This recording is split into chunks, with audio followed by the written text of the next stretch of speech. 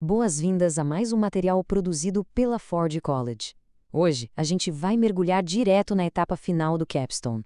É aqui que a teoria da programação encontra a prática de verdade. Para entender o conceito central da nossa conversa, que é a integração dos esboços de interação do cliente, imagina um restaurante de alta gastronomia. Pensa naquele garçom super meticuloso, sabe? Aquele que anota o seu pedido perfeitamente e entrega lá na cozinha sem perder um único detalhe. Bom, é exatamente esse tipo de profissional, invisível, mas incrivelmente eficiente, que a gente vai construir aqui, só que para programas na blockchain da Solana.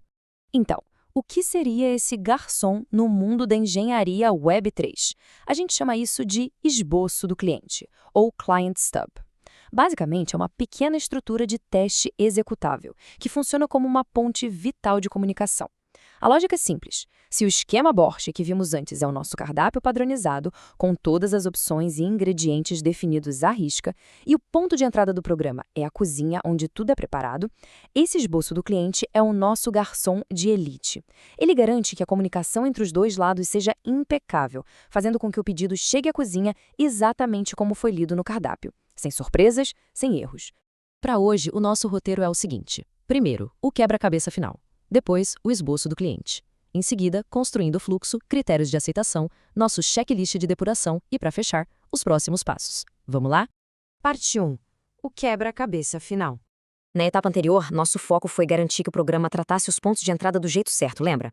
Mas agora, por que essa verificação de ponta a ponta importa tanto? É porque todas aquelas partes isoladas que a gente construiu com tanto cuidado, os esqueletos de despacho, a lógica de validação, a serialização, agora tudo isso precisa ser conectado num único fio condutor. É a verificação definitiva. É literalmente o momento de testar o circuito inteiro para ter certeza absoluta de que tudo está se comunicando perfeitamente antes mesmo de pensar em lançar o programa na rede principal. Parte 2. O esboço do cliente. O que é realmente fascinante sobre essa estrutura é a precisão cirúrgica dela. Olha só. Primeiro, ela pega os dados e codifica as instruções usando exatamente aquele esquema Borscht que definimos. Depois, ela mira direto na superfície de despacho do programa. Aí, ativamente, invoca o ponto de entrada usando um validador local. E, a cereja do bolo, ela captura os logs de tempo de execução de volta. Ou seja, ela automatiza todo o ciclo da transação de forma super confiável e ainda te entrega as provas irrefutáveis de que tudo funcionou.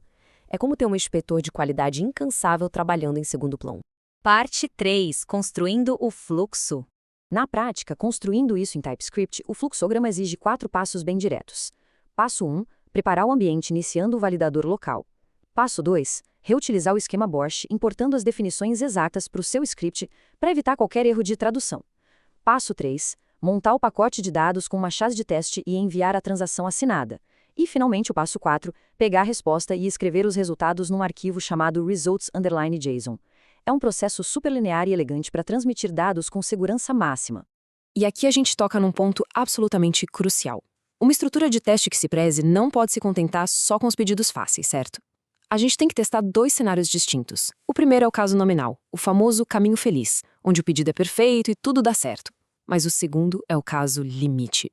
Aquela situação complexa ou um dado incompleto que serve justamente para acionar as barreiras de proteção e os caminhos de erro.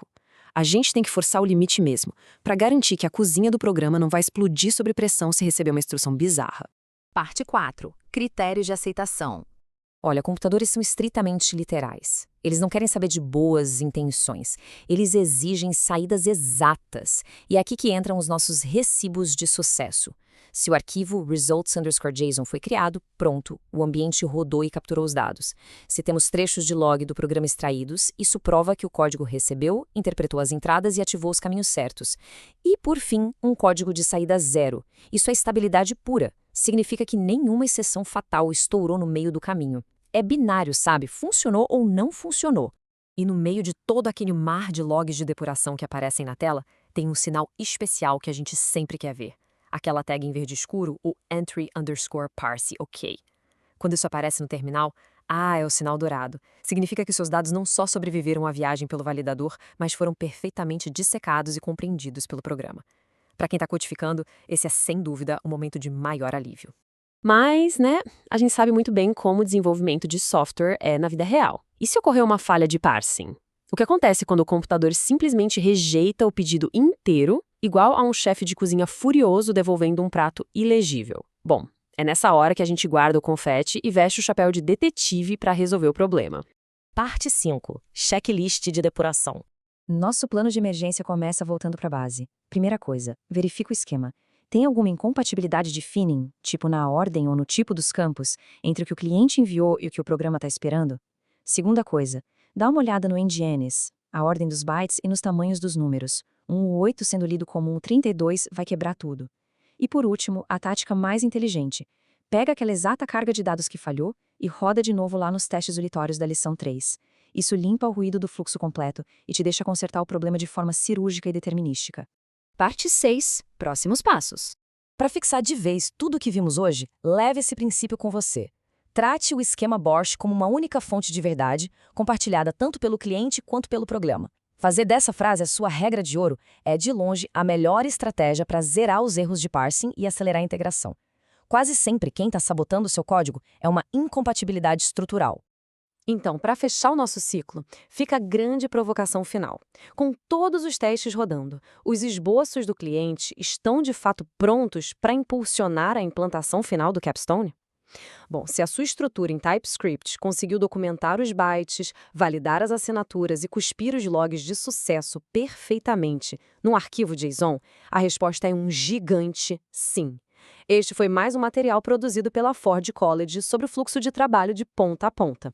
Se quiser mergulhar ainda mais fundo nesse tópico fascinante e dominar o desenvolvimento na Web3, basta visitar Ford College. Até a próxima!